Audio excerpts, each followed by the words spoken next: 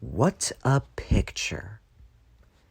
It took a long time to clean Thomas properly, and the twins kept teasing him until Edward told them to stop. Bill and Ben were excited. Enthusiasts always made a fuss of them and took their photos.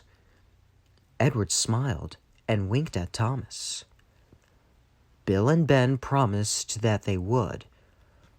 Thomas enjoyed keeping the twins in suspense. Bill and Ben weren't worried. They kept urging their crews to polish them. The twins thought this was a huge joke. It was lucky that Edward or Thomas weren't there to hear it. At last the day came, and the drivers and firemen agreed to give the engines an extra polish. They were sparkling when Thomas arrived with the special train. Many of the enthusiasts had notebooks, and almost all had cameras. Bill and Ben didn't know which way to look, but they loved it. Then the visitors queued up for a ride in either Bill or Ben's cab. Their cabs were low, and several visitors forgot to duck, but they didn't seem to mind. The enthusiast's visit was almost over when a shunter came running up. Ben went at once, and most of the visitors went as well to watch. Only one man stayed.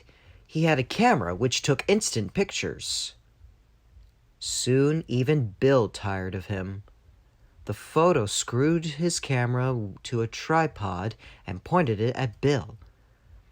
Ben's fireman ran up to them. He turned the tap, and with a hiss and a roar, Bill vanished in a cloud of steam. At that moment, the photographer pressed the button. When the steam cleared, Bill was off to help his twin. The photographer peeled the cover from his instant picture, looked at it, and threw it down in disgust.